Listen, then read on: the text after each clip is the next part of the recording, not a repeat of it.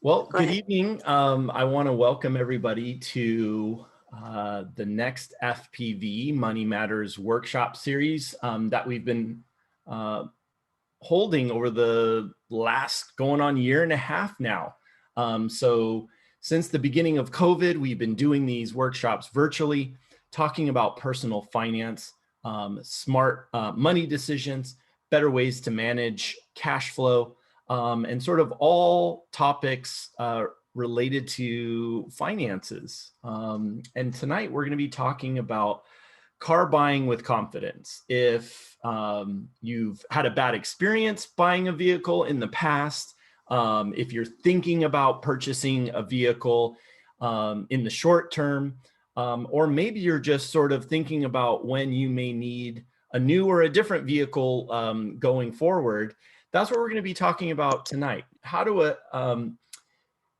sort of look at the entirety of the vehicle buying sort of landscape as it currently is, whether you're thinking of buying something new, buying something used, and how to navigate that and how to be sort of a confident consumer when it comes to what can often be a confusing and sometimes sort of scary and stressful process of buying a vehicle.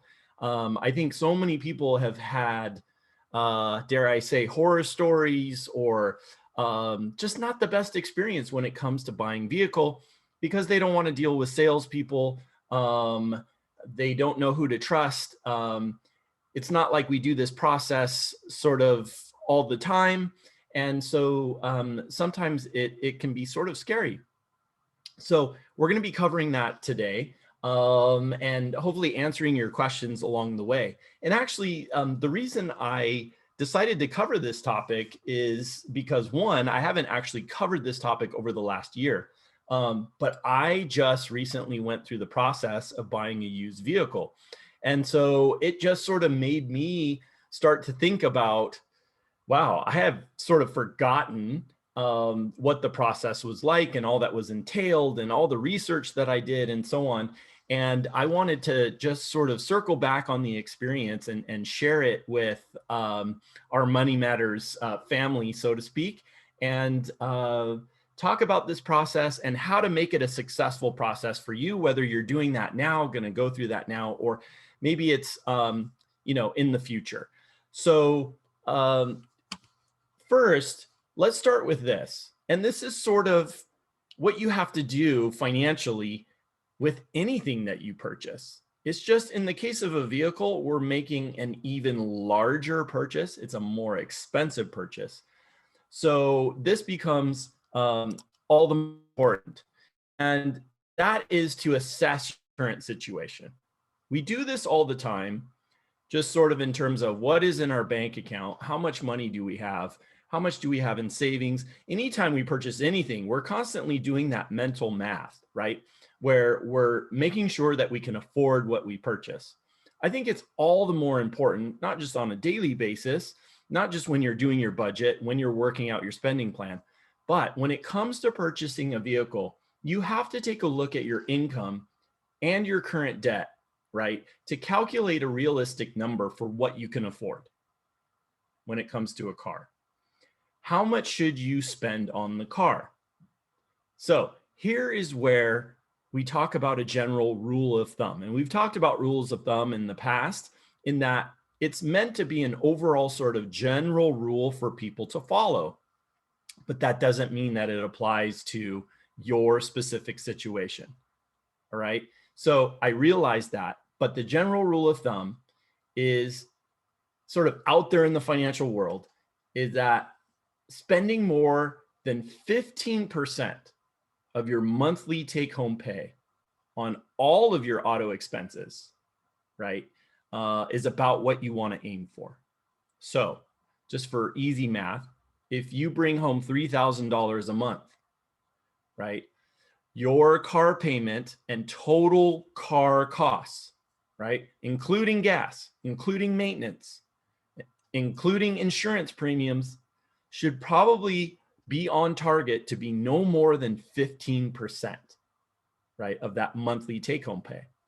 Now, already just in doing that math, you may say, oh my gosh, Brian, are you kidding me?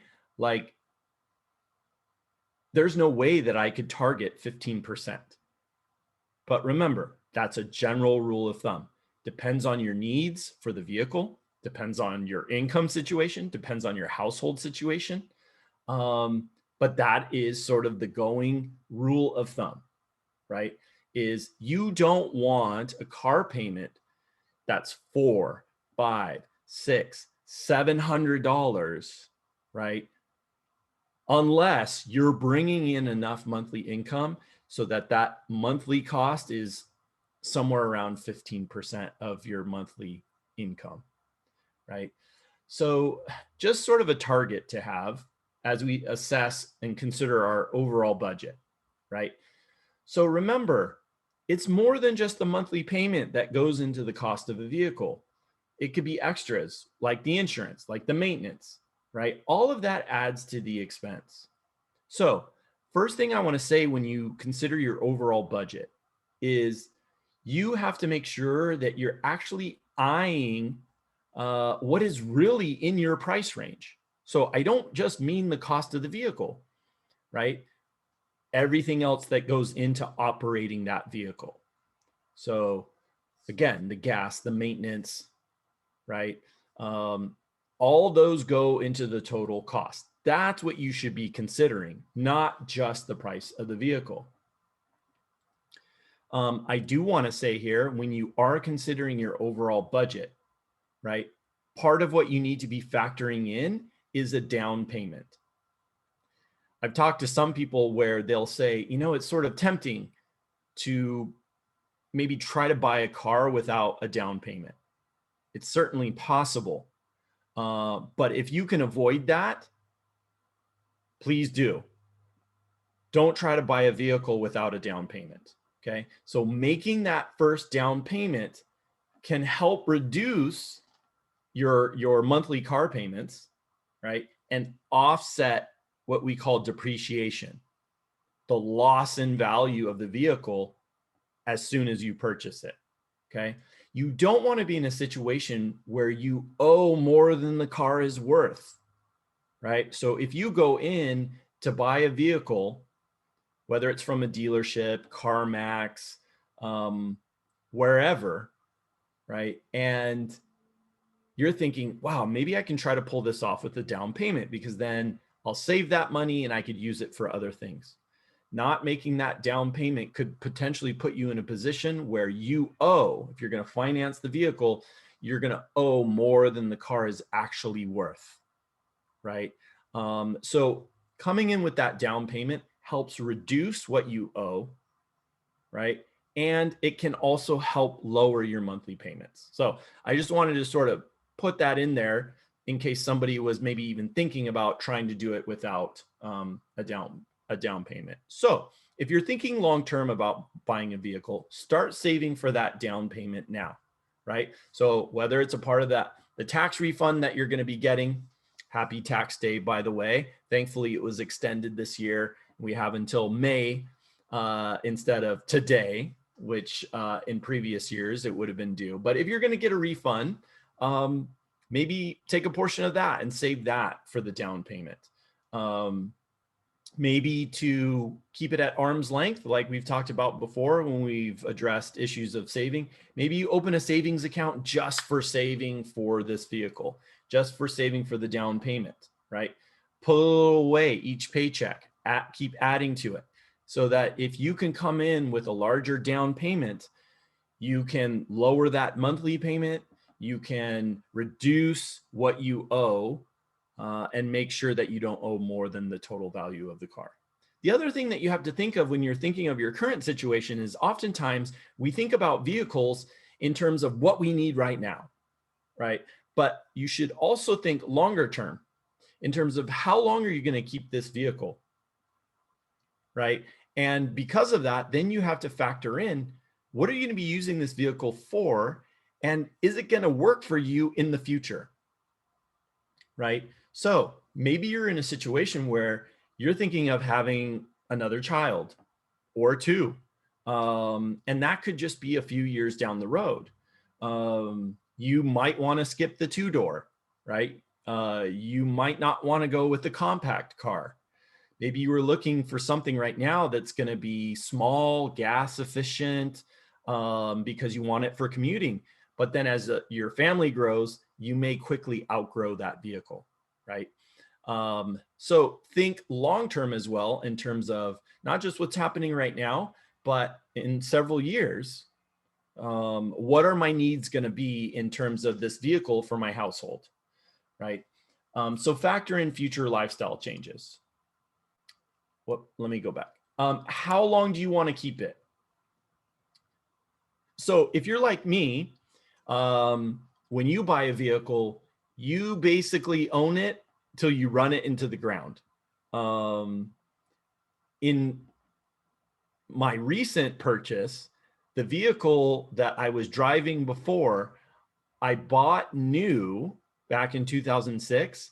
And when I just got rid of it, I had 185,000 miles. So I'm one who sort of, like my father, he would do the same thing. He would hold on to that vehicle, take good care of it, and just let it run sort of like its entire life, right? Before finally getting rid of it. Especially with leases today, I think we're growing accustomed to sort of changing our vehicles every 2 to 3 years based on the terms of the lease. So I definitely think that we've sort of bred a culture where we're used to getting a new vehicle all the time, right? So I think you need to weigh sort of what kind of person you are and what you would be looking for in terms of the vehicle. Are you going to hold on to it for a short time, or are you going to drive it until it dies? So what you want to do if you're going to hold on to the car just for a short amount of time, if you want to, swap it out for a new car in a couple of years, you want to make sure that the make and the model you buy now is going to have good resale value in 2 years, let's say, or in 3 years, right? Where can you find out this information? Well, a good website is Kelley Blue Book. And if you're familiar or if you've heard of Kelley Blue Book is an organization that values or gives values to various years, makes, and models of vehicles. And they have all different kinds of tools on their website. So one good thing to do is, through their data, research what cars are going to hold their value 2 to 3 years from now, right? So for example, the safe, the reliable, the gas efficient vehicles tend to hold their value longer. We also know of certain brands of vehicles that tend to hold their value longer. Subaru, Honda, Toyota, those that have lower maintenance costs are easier to maintain, and you can drive for 300,000 miles, right? Those tend to hold their value much longer. So that resale money that you get in 2 to 3 years because the vehicle has held its value could end up being your next down payment, right, for that next vehicle. So make sure that you're, if you're going to swap your car out, that you're still thinking long-term and you can get the most out of that vehicle when you switch in the next 2 to 3 years. So you got to think about how long you want to keep it. From there, then I would say, then it becomes a good time to then start researching and looking at what are you going to sort of start focusing on in terms of what you want to buy. I'm going to pause here for a second because Rosemary has a question. Actually, they just answered it on the chat. I was just asking again, what was that website that you said? I knew I heard something Kelley, but I guess it's Kelley Blue Book. That's correct, Kelley Blue Book. Okay, and I'll get you the actual address. It's KBB. So K as in kite, B as in boy, B as in boy.com. Thank you. Yeah, so they have a number of different tools that are very helpful, where you can research vehicles. You can find the resale value of vehicles. You could look up one of your vehicles right now, and based on its condition, they'll have a little questionnaire. You can find out what is the value of your current vehicle. So if part of buying a new car or a new used car, I should say, as well, is okay, if I'm going to do a trade-in or if I'm going to sell my car before I get a new one privately, I'm going to list it on Craigslist or Auto Trader or on Nextdoor or something like that. What can I actually, what is a fair asking price? Kelley Blue Book will give you, based on the condition, the average value. So there's a lot of helpful tools on there. There's calculators on the website as well. So you can determine if I'm going to get a Subaru, based on year, make, and model and average price, there are calculators that can help you determine what your monthly payment would be. Just a lot of helpful stuff. kbb.com.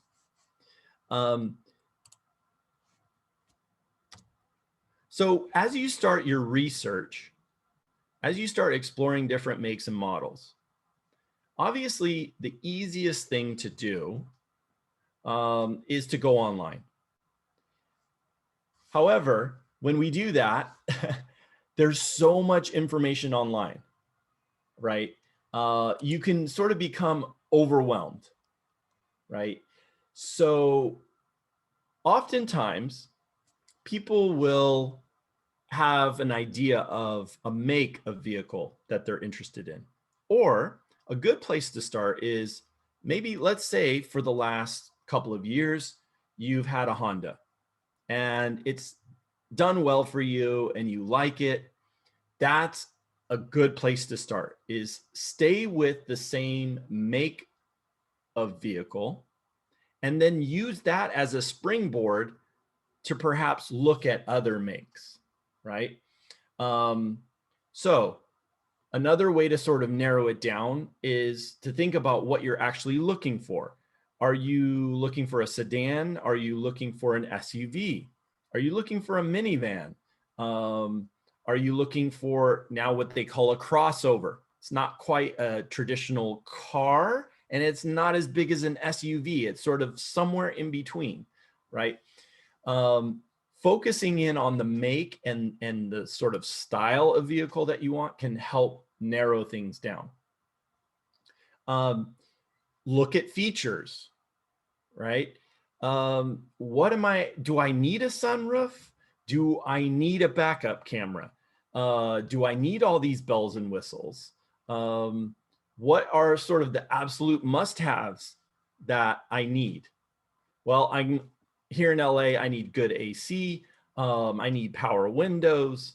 And then sort of take it from there in terms of what are all of the sort of premium things maybe that you must have, and what are the things that you could probably live without, right? Of course, it's always nice to look at sort of the top model of vehicles, but that's really going to make the price skyrocket. So I think you also have to assess what are the conveniences or the features of the vehicle that I need the most, right? If you're doing long commutes, that might play into it. If you're just needing a vehicle for around town, maybe you don't need all of that, right? You're not spending an hour, each way back and forth from work on the road every day. So a lot of that sort of goes into your exploration of looking at different makes and models. Where should you do this on the web? Well, as I just mentioned, Kelley Blue Book, that's a great place to start. Another great place is Consumer Reports. Consumer Reports.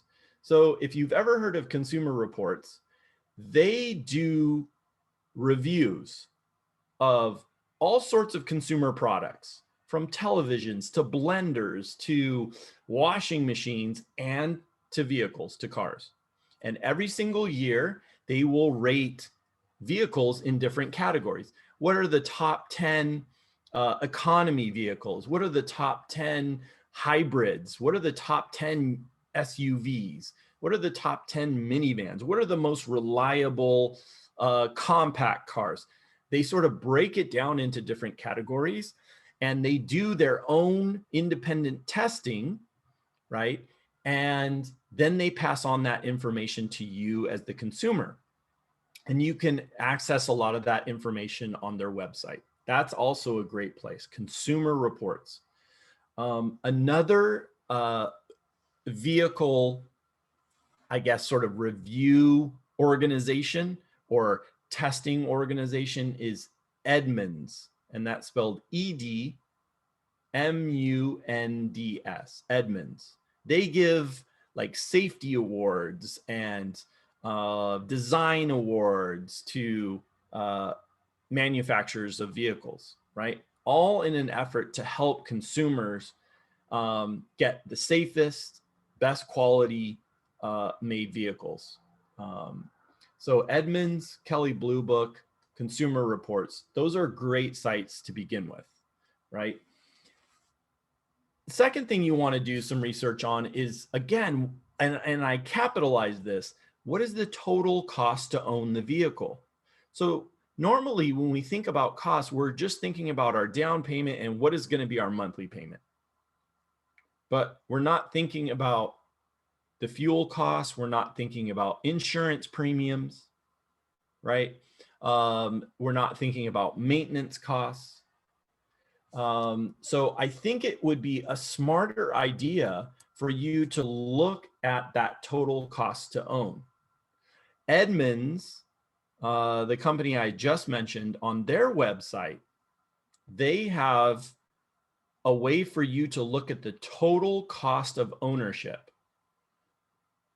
And what they do is they have you enter your zip code, where you live, the make and model and the year of the car, right? And they then, based on where you live, give you an estimate. They factor in everything: the price of the car, insurance for that car, what financing, taxes, fees, depreciation, fuel, repairs, if you're going to get a federal credit because it's a hybrid, natural energy vehicle, or whatever. They total up everything so that if you're looking at, say, a $20,000 car, they're going to give you the full total cost of that vehicle. It's not just a $20,000 car. They're going to factor in everything based on where you live, based on your zip code.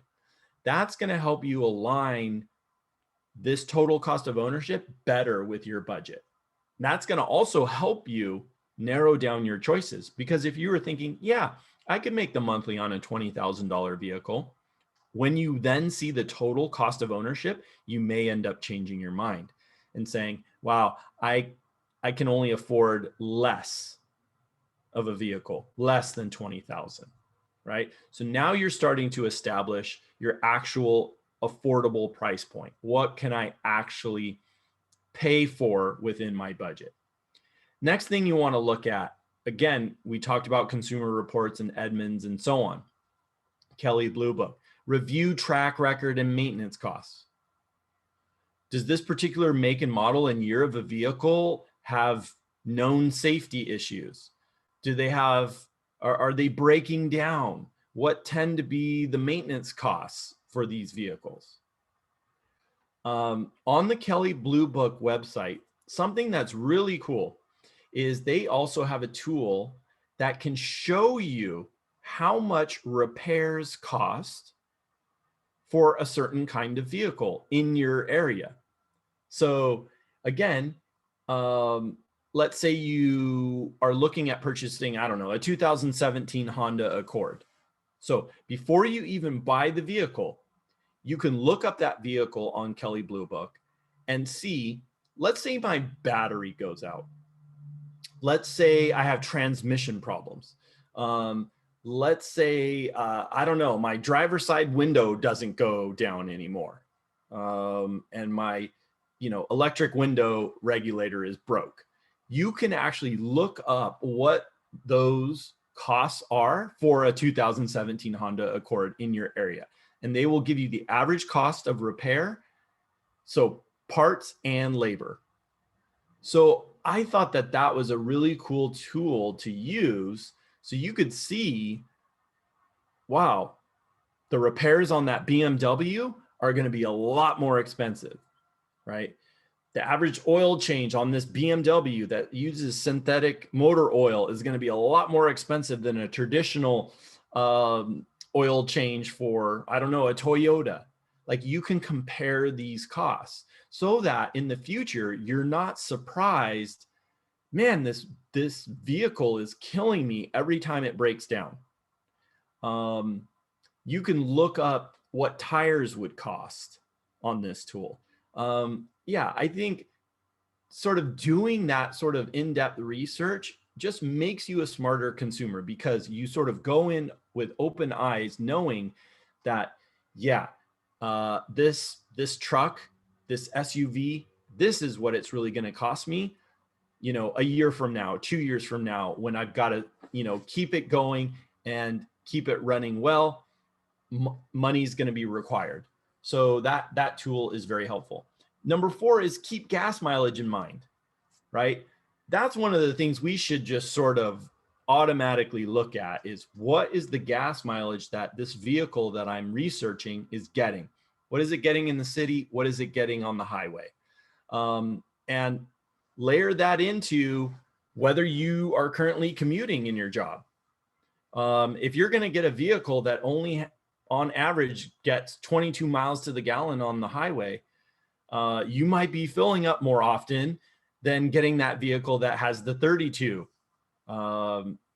Or maybe you, because you're commuting, maybe you decide, I think the better thing to do is actually invest a little bit more into a hybrid. And then I'm buying a more expensive vehicle, but I'm paying less in gas and fuel costs, right? So balancing these sort of costs, depending on our situation, is also an important part of the research. One thing that most people don't do is number 5. They don't check to see what are going to be the insurance costs on this new vehicle that I'm going to get. They're so excited to just get a new vehicle, right? They're at the dealership. They just want to make the deal happen. Or they're just excited about the idea of having a new vehicle, that they don't bother to look at what the insurance premiums are going to be.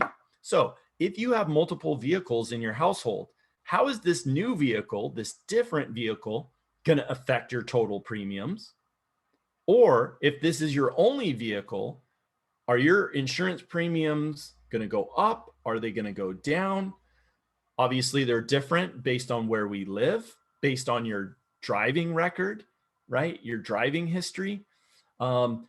Check with your current automobile insurance company to see.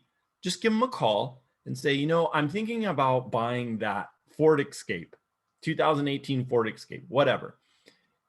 They can run some hypothetical numbers to see, this is how it's going to, by buying that vehicle, this is how it's going to affect your insurance premiums. And you can know, oh my gosh, if I buy that car, my insurance premiums are going to go up by, I don't know, $400 a year. I mean, you have to be able to know that in order to factor this into the total cost of ownership. So I feel like that's something that is sort of left after the fact. People get the car and then they're like, okay, now we got to get it insured. And then there's a jump in their premiums and they just weren't prepared. So now they got a new car payment, plus they have higher monthly insurance premiums. And now this car is becoming way more expensive than they had imagined, right? So make sure you learn about insurance premiums with your current company. Or another smart thing to do is shop around. Maybe you have Geico right now, or 21st Century, or whatever you have. Call some other insurance companies and just see, I'm thinking about purchasing this vehicle. How much would it be to insure this vehicle based on your rates? You know, be a smart shopper. Maybe you could end up saving some money and then ending up switching, right? Make sure, of course, number 6, that you research the safety features of the vehicle. Cars are getting smarter and smarter. Many of them are run and sort of controlled by computers and technology now, which is also helping enhance the safety features of vehicles. So cars are now smart cars. And I'm not talking about the actual make and model. I'm just saying in general, like our phones, our smartphones, cars are becoming smart cars. So now cars are coming equipped with Wi-Fi. They're coming equipped, obviously, with navigation and backup cameras. And you can get your iPhone synced up to your vehicle to where you can use your apps right in your car. You can watch Netflix. I don't think that's a good idea, but it's possible. Safety features like both front and back cameras. So if a deer happens to dart across the road, there's cameras on the front of the vehicle that can actually help you brake and swerve. We're getting to that point, right? We've already been talking for years about self-driving vehicles. Tesla is already testing this sort of thing. We have a lot of these safety features, and I think it's really important for us to, especially here in LA, with so much traffic and just having to always be a defensive driver, it's helpful to make sure that we're spending our money in good ways and we're protecting ourselves and our loved ones, our families, in terms of what we drive. So make sure you do research on the safety features as well. Let's say you're ready to buy. Okay. So when it comes time, whether it's now, whether it's over the summer, maybe it's next year, maybe you're not even sure you want to buy right now. I wanted to be able to give you some tips. One, pick the right time to buy. So what do I mean by that? Is there actually a better time to buy a vehicle? Maybe there's no such time as the right time to buy a vehicle. But actually, consider a couple of different things. Let's say you've done your research. You know exactly what car you want to buy. Okay. You've sort of narrowed it down to what are the best deals. Okay. Here's what we do know. The best discounts generally start on vehicles in October and get better, progressively better, through December of each year. So October to December is generally when you can find the best deals. Why is that? It's end of year, right? So a lot of dealerships, a lot of automakers, right, are offering incentives and discounts and deals because they want to get rid of that year's models and vehicles so that they can make room for the new inventory that's coming in for the next year. So for the consumer, we can sort of play it a little bit smarter. If you can wait towards the end of the year, October through December, and you can get that current year's vehicle at a discount because they're trying to get rid of them, that could help you. I would probably avoid buying at tax time, right? So March through April. Why is that? What do you think people are doing with their tax refunds, right? March through April into May, they're getting that money back from the government. They're taking that and they're like, great, we've got a down payment. Let's go buy a new vehicle. But the dealerships and the automakers, they know this. They know people are getting those lump sum refunds, right?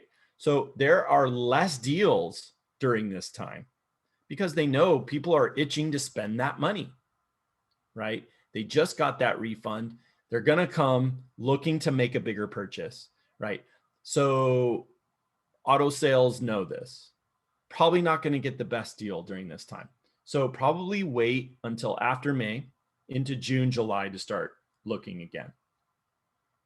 Best time to negotiate. Let's say you're actually going to buy from a dealer where you have some room to sort of haggle on the price and negotiate. The best time to negotiate is at the end of the month. And that can be any month, but towards the end of the month. Why? Because in auto sales, just like selling anything else, they have goals, they have quotas, right? And so if it's the end of the month and they're very close, right, and they want to make those goals, they might be more excited to work with you. Top of the month, they don't know how the month is going to go. Bottom of the month, they know if they've had a really great month or sort of, man, we're dying to sell more cars. You may end up getting a better deal because they're more eager to make that sale, right? So you have some leverage, you have some negotiating power a little bit more towards the end of the month.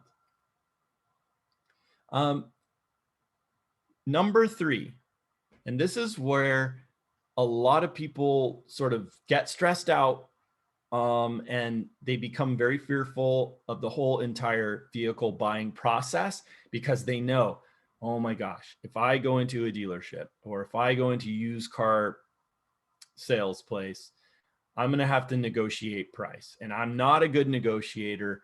I know I'm just going to get taken. Think of it this way. Okay. Most people are trying, when they buy a vehicle, they go in and they're trying to actually get a monthly payment that they want. That is not the hardest thing. That's actually very easy, right? So negotiating on your monthly payments, the dealer and the sales group can alter your monthly payment however they want, right? So if they come to you with, hey, this vehicle is going to be $450 a month and your budget was $300, they can get it down there. That's not the problem, right? All they're going to do is sort of rework the numbers and the financing, right, to get you to be happy with the monthly payment. But that's not changing the price of the vehicle, right? So maybe they extend your financing. Maybe they do something with the interest rate. They have ways to manipulate the numbers. What you should be negotiating is actually the price of the vehicle, okay?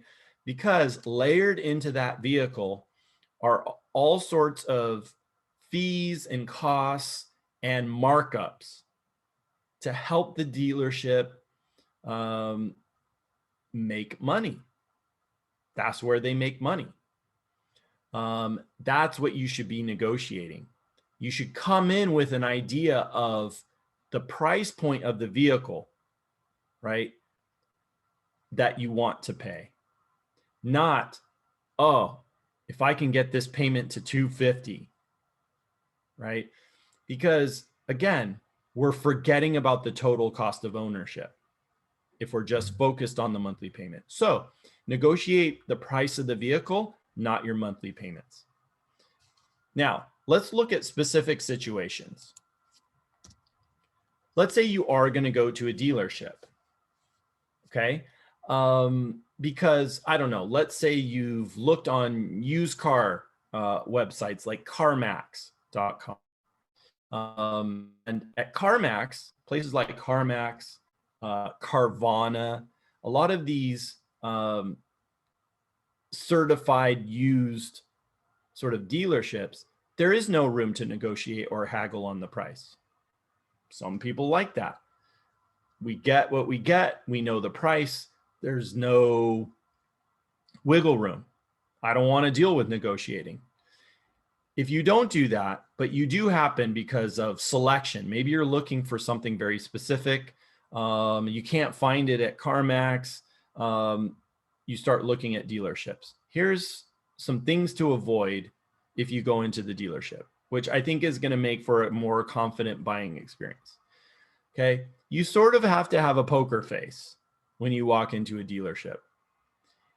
Their job as salespeople is to get you excited about the idea of getting this vehicle, right? Because when you get excited, consumer behavior and psychology tells us when we like something, we want that. And when we can't have it, we want it even more, right? So you sort of have to bluff. You sort of have to have a poker face when you walk into a dealership. Don't show that enthusiasm, right? They're going to take advantage of that. And that's when you begin to get stressed. is because now they're playing on your emotions. If you can sort of hold that back or keep that inside, that will give you leverage. Okay. Take your time. You never need to buy a car in a hurry. There's no rush. There's nobody saying that you absolutely have to go into that dealer and leave with a vehicle, right? Don't make them make you feel like that's the only end result. So, for example, years and years ago, I went to a dealership. Before I even decided to buy the vehicle, they had already written my name on their sales board as, hey, here's a new purchase. In their minds, they had already sold it to me. I hadn't even decided. They were trying to push the process along, and they had already put me up on the sales board. I couldn't believe I saw that, right? I hadn't even decided. So never let them sort of jump the gun on you and just assume that you're going to buy. You have the right to just leave. Never be switched into doing a lease. Sometimes that ends up happening. You think you're going to purchase. You did all your research to do the purchase. You end up at the dealership, and all of a sudden, they got you thinking about a lease, and you don't know exactly how that's all going to work, how it's going to work in your budget, how it's going to work for your household. And now you're feeling pressure, right? Because they got you sort of sold on the idea that, oh, with a lease, your monthly payment could be much less. If you've seen some of these leases being advertised, whether it's on TV, in print, on the web, you'll see, man, these monthly payments are so low. You can lease a car for $150 a month, right? But there's so much fine print. There could be a huge down payment that's required. Just the other day, I saw the mileage limit on a lease. Instead of the sort of standard 10,000 miles a year limit, it was 7,500, right? Now, I understand if you don't do that much driving or it's COVID and you haven't really left the house, 7,500 limit would work. But in normal circumstances, if you're driving the freeways of LA, you're definitely going to rack up more than 7,500 miles a year. Every mile over that limit, they were charging 25 cents a mile. So imagine when you go to turn in that lease and you have all this mileage that's over that 7,500 limit at 25 cents a mile, that can really rack up. You may be putting yourself in a situation where it makes more sense financially to just end up buying the vehicle. And that might not be a vehicle you want to be stuck with. So don't get sort of pushed into making a switch to a lease without doing your homework. I would say you would need to research it first and then come back. Don't make that decision on the spot. The other thing is, if you're going to do a trade-in, if you're going to try to get value out of your current car before you get a new one, don't just trade it in. Make sure you know the trade-in value by going to Kelley Blue Book. Okay? Because the dealer is going to tell you, wow, we can only really give you this amount of money. This is what we value it at. And of course, to improve their profit margins, they're going to give you as little as possible. Okay. So that vehicle I was telling you about, my 185,000 mile vehicle, I knew that the dealer wasn't going to give me anything. They're just going to recycle it. They're going to crush it, right? It's just scrap metal. There's no way they could put that vehicle with 185,000 miles back out on the lot and try to resell it. So I just sold it privately. I can get more money out of it that way. Even if it's an extra $1,000, that's an extra $1,000, right? So make sure you know the trade-in value of your car if you're going to go that route versus what you could sell it for. Now, some people say, Brian, I don't want to hassle with trying to sell it on my own and that sort of thing. I get it. Totally understand it. One option that you could do, a really nice sort of feature of CarMax, is even if you don't buy a vehicle from them, they will inspect your vehicle and purchase your car from you. So that could be another sort of honest, trustworthy, easier way than trying to sell it on your own. You just go to CarMax, they inspect it, they give you a value. If you're willing to take that, they cut you a check.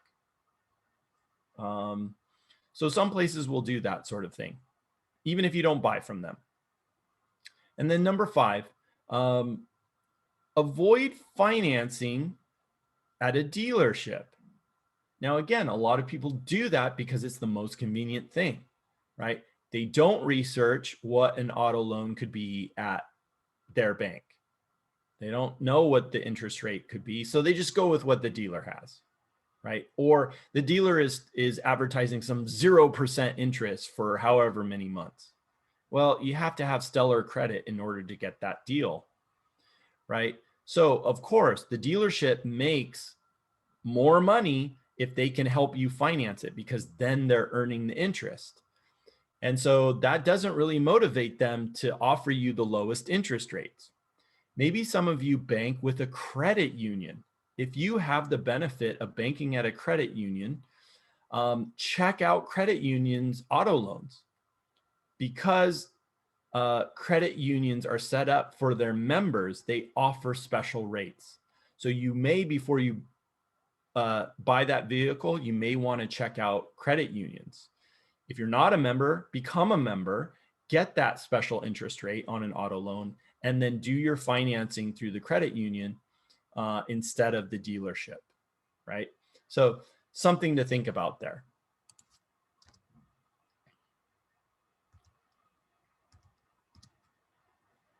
If you're going to buy used, and years ago, I basically swore off buying a new vehicle, right? I was sort of done with dealing with dealerships, and I wanted to be, more frugal, save more money. I just didn't want to buy a brand new vehicle. Didn't think it was worth it. I sort of got tired of the months and months and months and months of car payments. And so I sort of swore off ever buying a new vehicle again. If you're interested in buying a used vehicle, there's several benefits to it. And you can still get vehicles that have very, very low miles on them. They're almost brand new in some cases. So one benefit of buying used vehicles is they do not depreciate as rapidly compared to new cars. So we know that when a vehicle drives off the lot, the second a new vehicle drives off the lot, they depreciate, depending on the make and model, by almost 20% immediately. So here you are, you just bought a new vehicle, maybe you financed the whole amount, and automatically, as soon as you drive off the lot, you owe more than that vehicle is worth. You couldn't go sell that vehicle for the exact same price that you bought it, but yet you owe what you bought it for.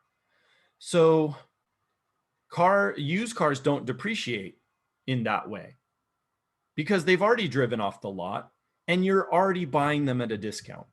So 1-year-old vehicles are about 20 to 30% cheaper than the new ones, right? So like we said, if at the end of this year, you go and you buy this year's model and it's used, the new one that's coming out is going to be even more expensive.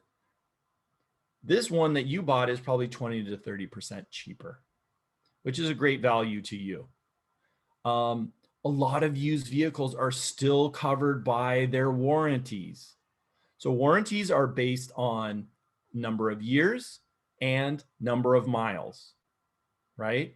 So one thing that was really important to me was I wanted a vehicle that had warranties, right? So that hopefully if anything happened to the vehicle, I could save money because it would be covered under warranties. So a lot of vehicles have 5-year, 6-year warranties. up to 65,000 miles. Some have even more than that. You've probably seen Hyundai advertise 100,000 mile, 10-year warranties. That could be a great value and benefit to you years down the road if something were to break down. It's just covered under warranty.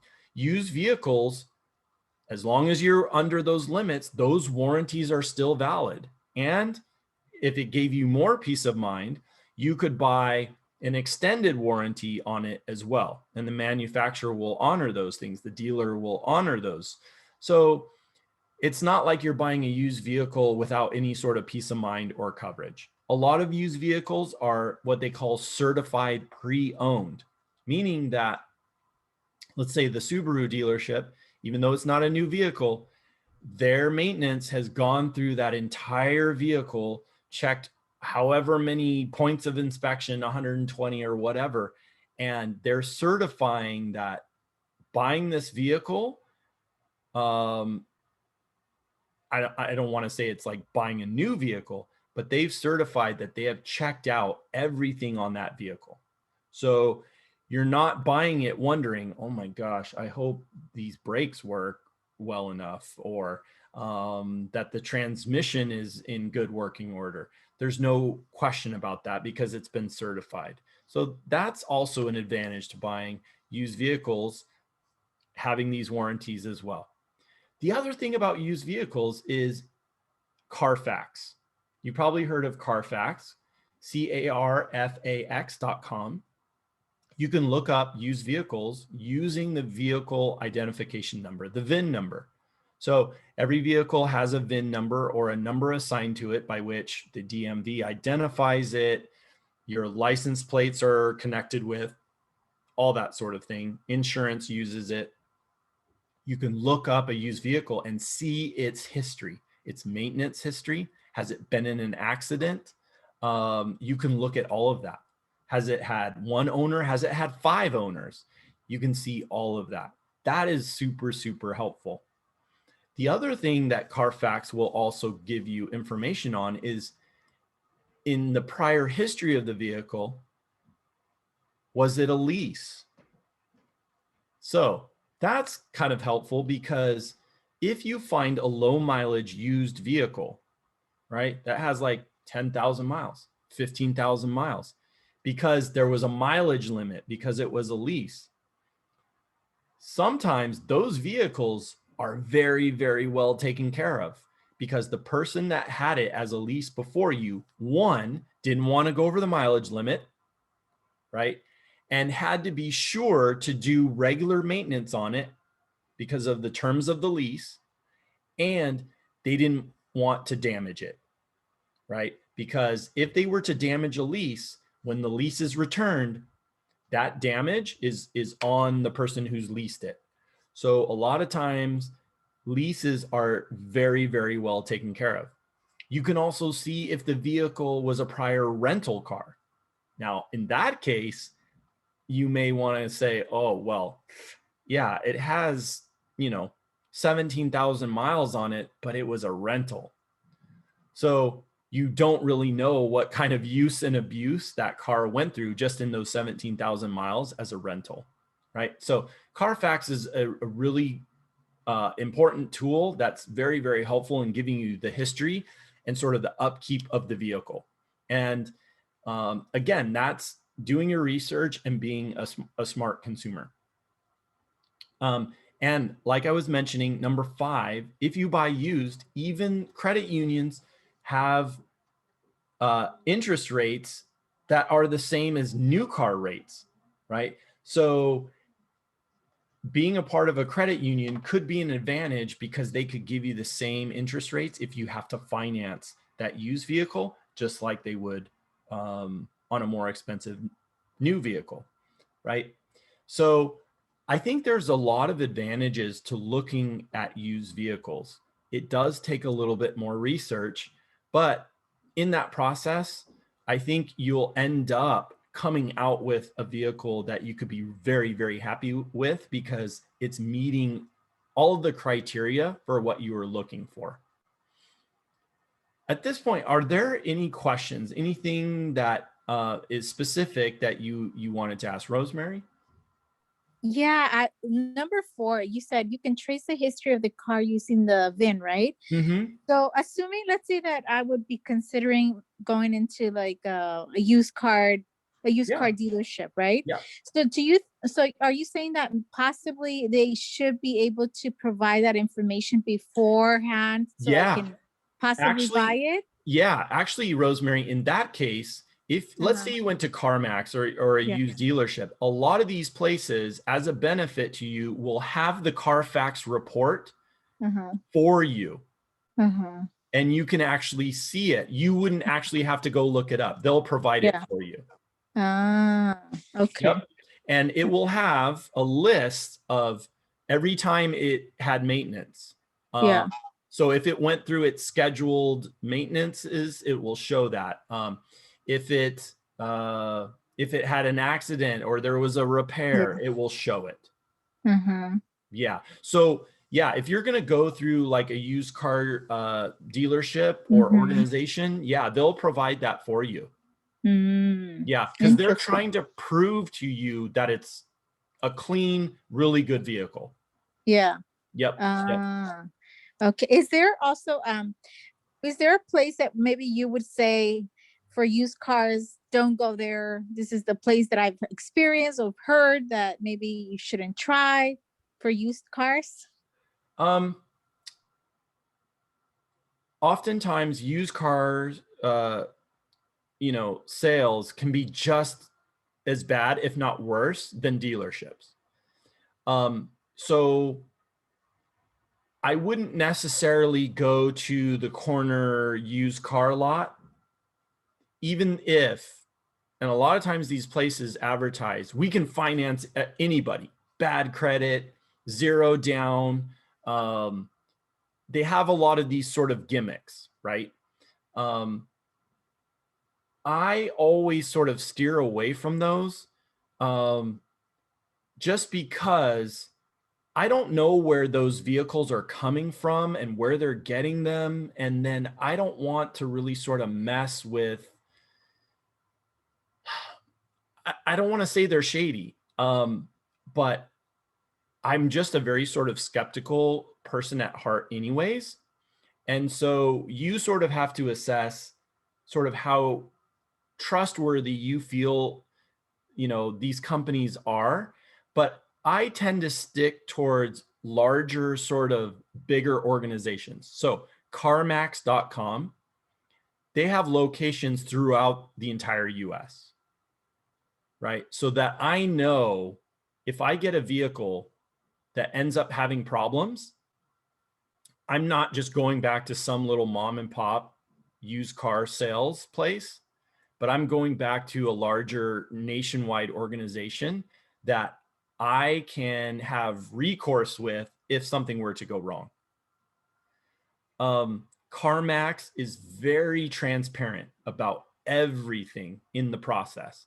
So, for example, you could go on CarMax.com and you could look up the Burbank location. And let's say you saw a Honda at the Burbank location. On that car's page, it will give you a calculator so that you could put in how much would you put down, what monthly are you looking for. It will calculate, it will show you everything. You could look at some of the Carfax reports. Like everything is just so transparent, and they don't like haggle with the price. The price is the price. So you know exactly what the bottom line is going to be. And you're never walking into a situation where you're like, wow, this car is advertised as 22, but seriously, how much is this really going to be? CarMax is very open. 2 months ago, as I started looking for a used vehicle, I went to a dealership where they had certified pre-owned. The listed price on the internet was 22,000 for this vehicle. When I got there, I test drove the vehicle and just sort of started talking to the car salesman about different things. Come to find out that the bottom line price was not 22,000 as advertised, but the salesman proceeded to tell me that there was some added safety security feature that all dealerships in LA County, since the BLM riots, for fear of property being destroyed, were installing on all these vehicles. And because of that security feature, that the price of that security feature was going to be passed on into the price of the car. And that would be an extra $1,000. So right there, like red flag for me of like, wait a second, you advertise this vehicle as 22,000. Now you're telling me that the dealer has already put in this sort of mandatory security feature that can track the vehicle to protect the vehicle, but you're passing the cost on to me. So the vehicle is now at 23. Like that to me was like, okay, the price is already going up and I haven't even said I'm interested in the car. I just want to sort of avoid all of that. That sort of thing just gets me so mad and frustrated. CarMax is a place where I know that's not going to happen because they don't do any of that. You can't go and talk to their salespeople and see if you can get the price down. It just is what it is. And that's one of sort of the features of what they do. So I would definitely trust a CarMax. There's also, I mentioned before, Carvana, Carvana, is where you can look at vehicles online. And then, and this is especially good now during COVID, their goal or sort of their big benefit or feature is to help you select a vehicle online and then they deliver the vehicle to you. So that keeps you from having to go all over the place, go to, different dealerships, drive all around, go through all this hassle. They're trying to take all of that out of the car buying experience. Just simplify it, make it easy online, and then they just bring the car to you. Again, that's a nationwide company. If you're going to do a private purchase of a used vehicle, say on Auto Trader or Craigslist or something like that, well, then you're definitely on your own. So I would say buyer beware. If you're going to do that, I would make sure that you ask the current owner if you can take the vehicle to be inspected by a mechanic. That's kind of what I did the last. And so the last vehicle that I got, I actually have a friend that's a mechanic. So I actually took him along and I said, hey, do the whole checkup. Let's take it around and drive the car. And you tell me if you would buy it yourself. Yep. Then, I would trust you. And so that's one way that I did it when I bought it off a person. Yeah. No, that's perfect. And I like that idea, Rosemary, that you even had him just come along. And obviously he was a friend, so that sort of worked out. But if you can't do that, ask the owner to take it to your mechanic and their shop or an independent mechanic to get a report, have them do an inspection. Make sure that the car is what they say it is.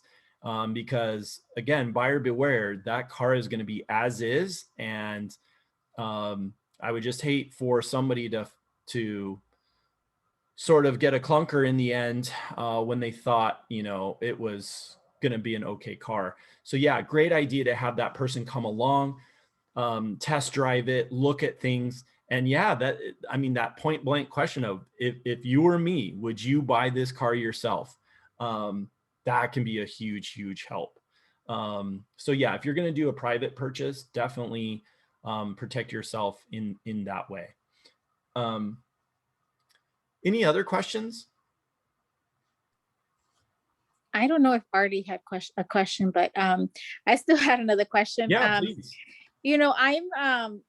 I know the picture on this call is not updated, but so I was gonna say I'm a young mother and I probably look younger than I am, but what I've noticed is that sometimes when they see a young woman, they try to take advantage of that, maybe knowing that, oh, she doesn't have enough experience. We could probably just give her top, the highest price and maybe she'll just like take it. Yeah. Would you like, I don't know, I always think like maybe I'll just take my dad along and be like the, you know, the manly figure that maybe they'll respect more, since I have maybe someone older, maybe more experience, and they won't try to take advantage of the pricing or Yeah, mhm. I don't want to sound sexist, but uh, you hit the nail on the head, Rosemary, and it is true. Salespeople not only take advantage of gender, they take advantage of all different kinds of things because their end goal is to make a sale. So it could even be something simple as limited English, you know. Um, they're trying to find sort of their advantage, right? um yeah, whether you're taking your father, whether you're taking just even another person, regardless of gender, that can be helpful. Actually, in my case, it for me it's actually better to have my wife with me, because she is the hard-nosed person, and so we sort of balance each other out. And so, yeah, just having that extra person there to be like, sort of maybe confirming some suspicions that you have. If you're like, man, I feel like this is moving too fast. Somebody else that can say, yeah, we definitely need to slow this down. Um, or somebody there that has been through the buying process that knows, okay, wait a second. We don't need to pay for this paint protection system. We don't need interior Scotch guard, like all these additional ding repair like stuff. Um, that's where they try to take advantage and tack on to the price, not to increase your monthly, but to increase the overall cost of the vehicle, right? And so, yeah, definitely having that sort of second brain there, that second set of eyes to help you is definitely important. Thank you, Yeah, Brian. I mean, I can't even imagine like trying to do it solo. um it's just, again, like we said, it's not a fun process. So I think having somebody there, even if you are a great negotiator and you're super strong and stubborn and you will not let anybody take advantage of you, just even as emotional support. um Right. Yeah, because it because yeah, I mean, could we've be all probably sat intimidating. at a So I dealership. do, yeah. Yeah, we've all probably sat there for 6 to 8 hours trying to Hmm. complete the transaction. So yeah, it could be draining. Yeah. Yeah. Hmm. All right. Well, thank you, Brian, so much. And I know it's not Albert, but for posting the Yeah, websites and no, everything, being so thank helpful. This was definitely very helpful. I great. didn't think it was going to be as, yeah, as helpful as it is, giving us so much information that I had never heard of. Hmm. So definitely appreciate this work. Well, yeah, we definitely got to thank Lisa for setting all this up, getting the word out to everybody. And if you know more people that you can invite to future workshops, we would greatly appreciate that. Connect them to Lisa. Lisa will get them the link to the workshop. And if there are any questions that you ever have after a workshop and you're like, oh my gosh, I should have asked Brian about this, email Lisa. She'll either have the answer or she'll get me the question. We'll get you the answer some way, somehow. Also, too, if you're, if you would like to talk about your personal situation on a one-on-one financial planning Zoom, I do those as well. That's free to you. If you want to schedule that, again, Lisa is the person for that. She'll get that all coordinated with you and scheduled, because sometimes people have specific Mm-hmm. questions that maybe they feel like, I don't want to ask that in a group setting. We can definitely do that on a one-on-one. Definitely. That sounds awesome. Thank you so much. Yeah, I did kind of, I missed one of the workshops for, I think it was like retirement benefits. So I missed that, but I think I'll try to catch up for the next time. Yeah. And speaking of next time, the next workshop is on the 29th of April. Again, same time, 6 p.m. And next time I'm going to be covering employer retirement benefits. So if you work for a company that is giving you a 401k, a 403b, some sort of retirement account as part of your benefits package, I'm going to be going over how those work and how to use those properly. A lot of times we get those as benefits and we have no idea how they work. So I'll be going exactly. Yeah, I'll be going through that next time. So thanks to everybody for coming in this evening. I appreciate you guys taking time after a long day. And we look forward to seeing you at our future ones. Yes. Thank you guys for joining us. Thank you, Brian. Thank you. One quick little update, or I guess notice for you guys is that Express Employment has jobs if you guys are looking for work or know anybody that's looking for work, either part-time, short-term, full-time or long-term. Make sure to refer them over to me because they have over 100 jobs right now and they're looking to hire. And also another thing, if you guys owe any utilities or are behind on your rent, let me know because I can also walk you guys through the process and in receiving rental assistance or assistance with your utilities through Housing is Key. So if you guys know anybody or if you guys need help with that, I can also assist you guys with that as well.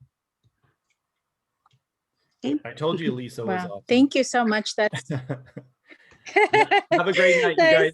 All right, thank you. Have a good night. Okay, bye. Thank you. Good Bye, night. Rosemary. Bye, Arlene. Bye. Good night.